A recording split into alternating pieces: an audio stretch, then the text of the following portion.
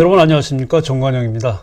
오늘 스판 영상 올리게 됐는데요. 주제는 이재명 죽음을 부르는 저주의 그림자, 부제로는 이제 주술, 종교와 정치라는 제목으로 한번 생각을 해보려고 합니다. 이재명에 대해서는 제가 오래간만에 그 관련해서 영상을 올리게 됩니다. 작년 10월에 그 더불어민주당에서 대통령 후보로 선출되고 나서 제가 이재명이 대통령이 돼서는 안 된다라는 이야기를 뭐 실방에서나 유튜브 통해서 유튜브 방송에서 계속 말씀을 드렸고, 이재명이 대통령이 되는 건 이제 최악이다라고 말씀을 드렸고, 그래서 이재명에 관해서 제가 작년 10월에 집중적으로 제가 방송을 했습니다. 그리고 올해 3월 20대 대통령 선거에서 이재명이 아주 근소한 초박빙의 차이로 이제 패배하고 나서 뭐 제가 거의 이제 이야기를 하지 않았는데, 얼마 전에 또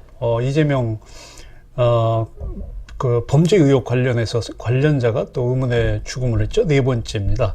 작년 10월에 제가 이재명이 대통령이 돼서는 안 된다라고 하는 그 이유는 뭐 여러 가지 말씀을 드렸고, 제 입장에서 이재명의 당선을 막을 수 있는 방법은 제가 영매이기 때문에 할 수 있는 방법으로서는 사람의 힘을 초월하는 힘을 빌어서 이재명의 당선을 막는 것밖에 없었죠. 그래서 제가 이재명 부두 인형을 제가 직접 만들어서 여러분들에게 올렸던 적이 있었는데요. 그래서 구조학을 이기는 힘, 그래서 주술에 대한 이야기를 했습니다. 거기다 또 이재명이 지금 네 번째 그 이재명 범죄 의혹 관련해서 관련자가 사망을 하니까 변명이라고 내놓은 게 우리나라가 무당의 나라가 돼서 그렇다. 참 그 가소롭지 않은 이야기를 했길래 제가 오늘 얘기를 조금 해보려고 합니다. 이재명 범죄 의혹 관련해서 참고인이 네 번째 의문을 주금했죠.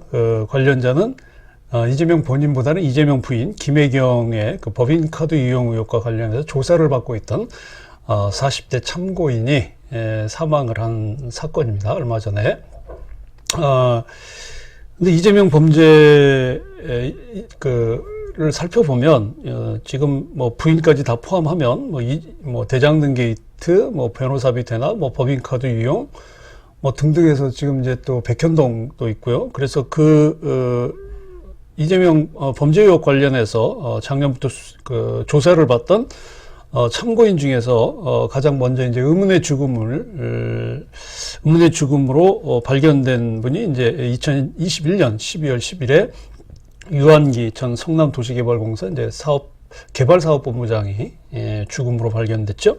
대장동 관련 수사 참고인으로 조사를 받고 있었죠. 그리고 열흘이 지나서 2021년 12월 21일에 김문기 전 성남도시개발공사 개발사업 1처장이 또 의문의 죽음으로 발견이 됐습니다. 그리고 올해 1월에 이재명 변호사비 대납 의혹 관련해서 그 녹취록을 최초로 제보한 50대가 모텔에서 그 사망한 채로 이제 발견된 사건이 있었습니다. 이렇게 이재명 관련해서 이재명 범죄 의혹 관련자들이 이제 사망을 하자 이제 이재명이 거기에 대해서 밝힌 뭐 그 관련 발언이라고 할까요? 뭐 변명이라고 할까요? 한 내용이 참 황당하기 그지없죠. 뭐 나라가 무당의 나라가 돼서 이재명과 무슨 상관이 있는가, 참 어처구니가 없다. 뭐 아무 관계 없는 사람이 검경찰의 강압 수사를 견디지 못해서 뭐 나를 죽이려 한다. 저는 염력도 없고 주술도 할 줄 모르고 장품 쓸 줄 모른다. 이런 얘기를 들어보면 이 사람이 지금 자기가 그 행한 범죄에 대해서는 일말의 반성이나 그 시인도 없고, 오로지 자기는 그 자기의 범죄 의혹이 마치 조작된 것처럼 진실을 덮으려고 하는, 아직도 그런 아주 철명피 같은 모습을 보여주고 있는 걸 보고 내가 참 정말 참 너무나도 한심스러운 일이었는데요. 뭐 자기가 민중신앙으로서 무속신앙을 존중하지만 국가의 운명을 좌우한다는, 뭐 좌우해서는 안 된다는 얘기를 했는데, 이 사람이 이야기하는, 특히 이제 저는 염력도 없고 주술도 할 줄 모르고 장풍을 쓸 줄 모른다, 이 말은 저한테는 그렇게 들려요. 자기는 염력도 하고 싶고, 이재명 본인이 주술도 하고 싶고 장풍을 쓰고 싶다. 오히려 주술을 욕하지만, 무당을 욕하지만 나는 무당처럼 그렇게 힘센 사람이 되고 싶다. 자기의 권력, 야망을 위해서. 그러면서 자기가 이런 어떤 저지른, 범죄 의혹에 대해서, 마치 그 국가 권력이 무속을 이용해서, 이런 어떤 주술적인 힘을 이용해서 자기를,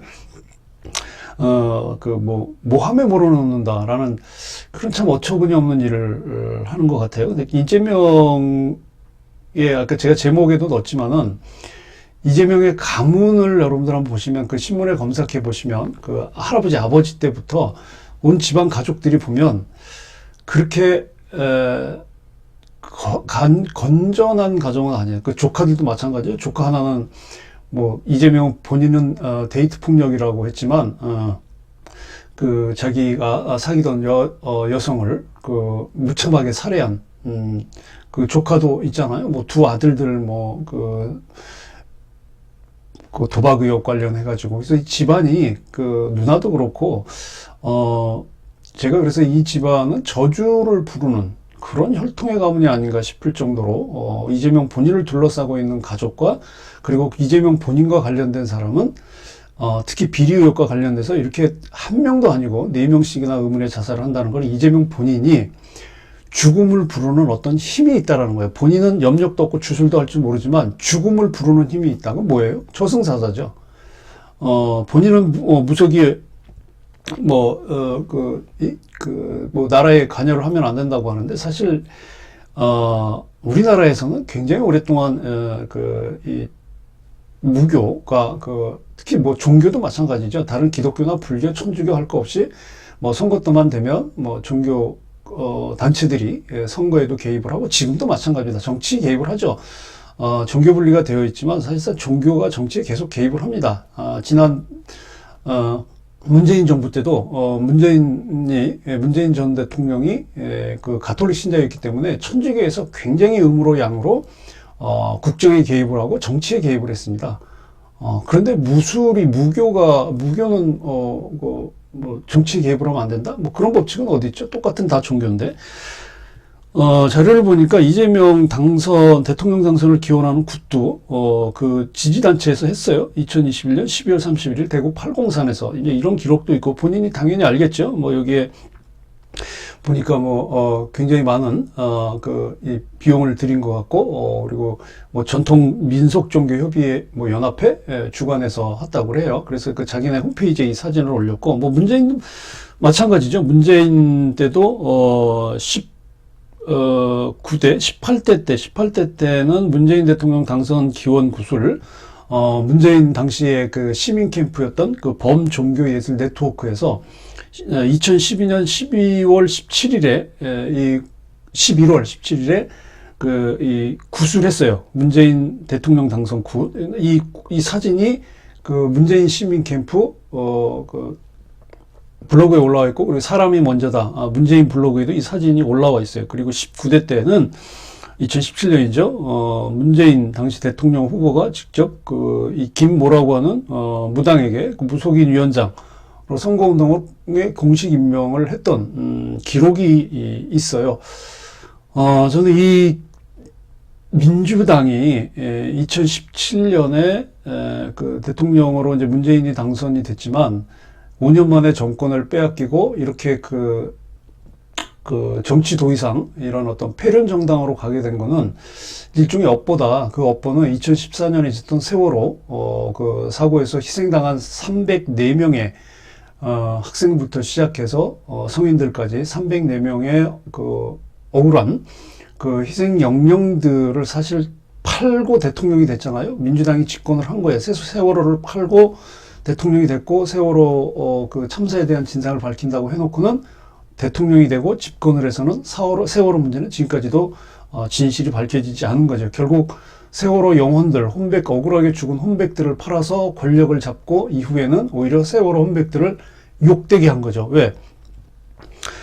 세월호를 위해서 많은 분들이 그 진원굿도 했고, 그 만신들이 진원굿도 했고, 뭐, 위로하는 여러 가지 많은 주술 행사를 했어요. 그런 게 지금 전부 다 민주당에 의해서 부정되고 있는 거잖아요. 그러니까 자신들이, 권력을 잡기 위해서 팔았던 세월호의 혼백들을 자신들이 욕을 하게 된 거죠. 그리고 그 2014년이죠. 그해 6월에 저도 기억이 나는데 인천에서 그 돌아가신 고 김금하 만신 이제 진원굿도 크게 하고 했었던 그런 것들이었는데, 하여튼 이재명의 가족사는 어쨌든 굉장히 어둠의 그림자라고 봐요. 그리고 이재명 본인에게도 그런 어둠의 그림자가 계속 짙게 드리워져 있고, 그래서 나는 이재명이 대통령이 되는 것뿐만 아니라 정치판에 이렇게 계속 얼씬거리면 결국 이 정치판에도 죽음의 그림자가 계속 씌워질 것이고, 만약 이재명이 대통령이 됐다면 대한민국은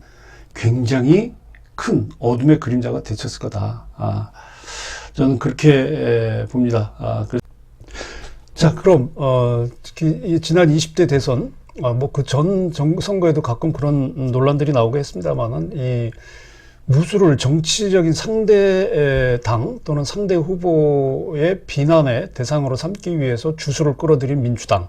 과연 민주당이 그 지난 20대 대선 상대당의 후보를 폄훼하고 비난하기 위해서 끌어들인 이 주술 논쟁, 무속 논쟁, 뭐 주술 논쟁이 과연 이게 정치와 분리되는 관계인가? 물론 헌법상으로는 정치와 종교가 분리되어 있지만 사실상 현실 정치에서 들여보면 그렇지 않습니다. 아까 말씀드린 것처럼 뭐 기독교나 불교나 천주교나 뭐 공식적인 건 아니어도 그 계속 정치에 관여해요. 그리고 종교단체들도 정당을 만들어서 실제로 관여를 합니다.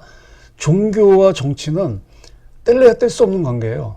헌법적으로는 뭐 종교 분리 원칙을 두고 있지만 현실에 돌아가는 시스템으로 보면 끊임없이 종교는 정치에 관여를 하고 있습니다. 고대 사회를 보면 정교일치 사회였잖아요. 특히 고대 사회에서는 주술사가 곧 통치자였습니다. 왜? 주술사는 자연의 이치를 아는 힘을 가지고 있고 그만한 지식을 가지고 있었어요. 그리고 농경사회였기 때문에 농사가 풍년이 들어야 되는 그런 모든 것들은 소위 천문학에 대한 기본적인 지식이 있어야 되는 거예요. 해와 달과 별의 움직임을 통해서 올해 한 해 농사가 잘 될 것인지, 무슨 이변은 생기지 않을 것인지, 이제 이런 것들을 통해서 마을, 그 부족의 어떤 경제적인 풍요를 가져올 수 있는 그 해안을 가질 수 있는 사람들이 바로 주술사였고, 그 주술사가 결국 통치를 할 수밖에 없는 그런 이제 정교일치 사회였는데, 점차 인류 문명이 발전을 하면서 이제 왕정이 수립되죠.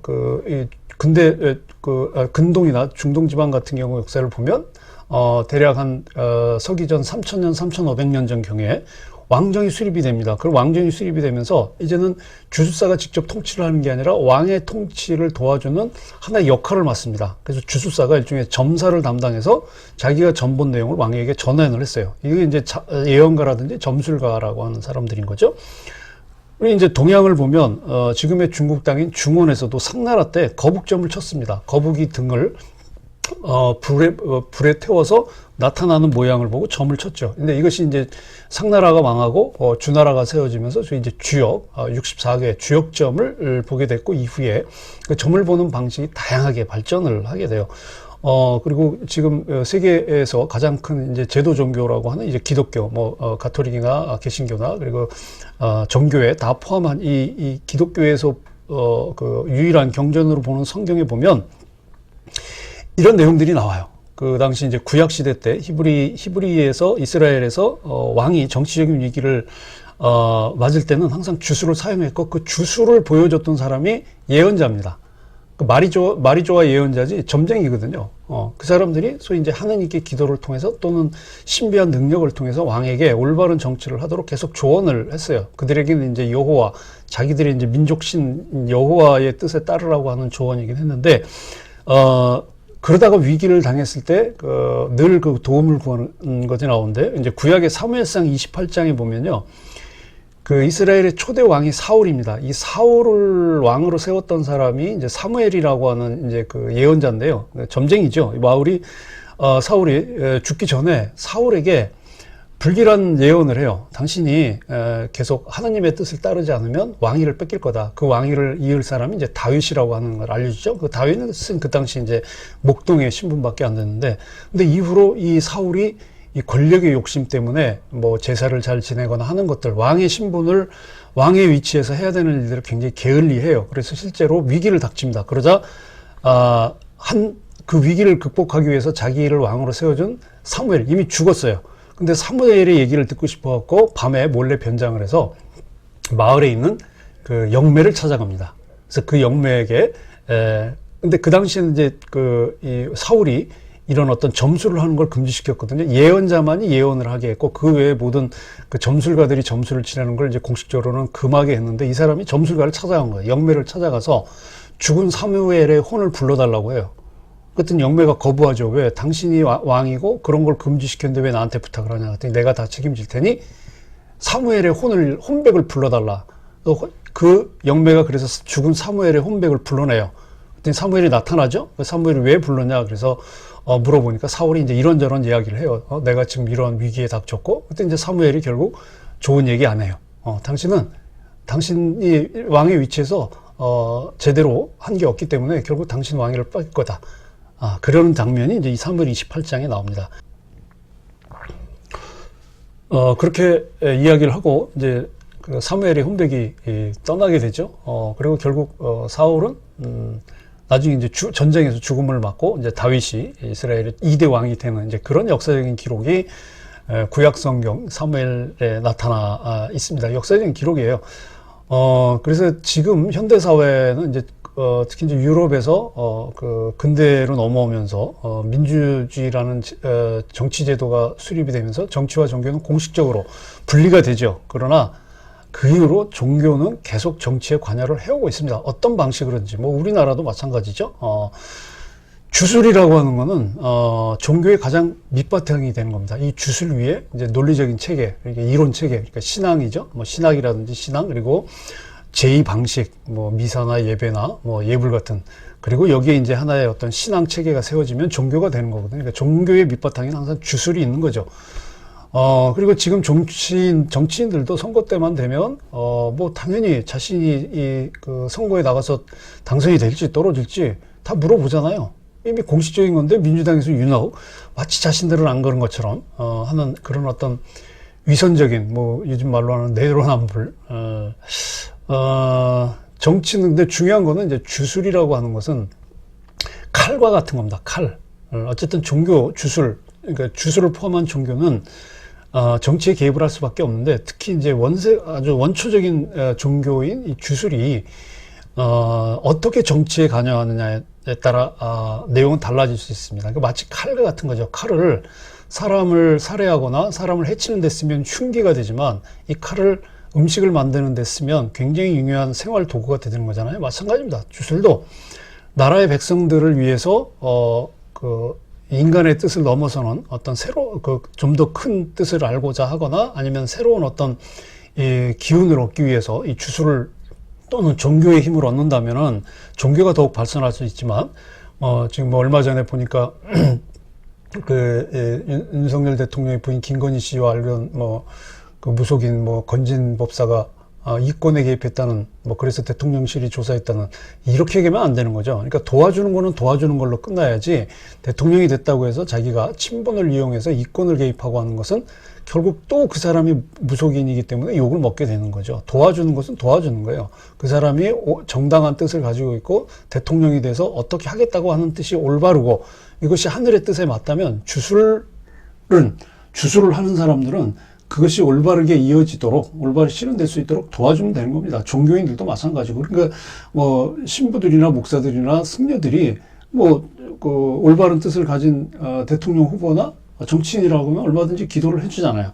그래서 주술이나 종교는 어떻게 정치에 관여하느냐의 문제지, 주술이 정치에 종교에 관여할 수는 없다.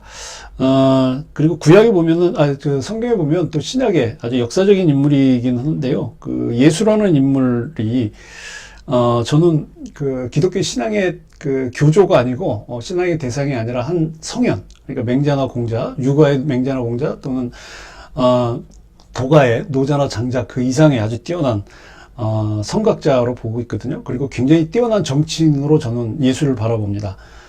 그리고 그 예수가 그 성취행위를 하는 데 있어서 주술이 얼마나 소중했는지, 제가 이번 주 8월 5일 실방 때 두 번째 주제로 한번 얘기해 보려고 합니다. 그러니까 기독교의 신앙의 대상, 신앙의 교주, 메시아 예수가 아니라, 역사적인 한 분 인물로서의 예수가 보여줬던 주술과 정치의 모습이 어땠는지 한번 말씀드리려고 합니다. 오늘 여기까지 하겠습니다. 시청해 주셔서 감사합니다.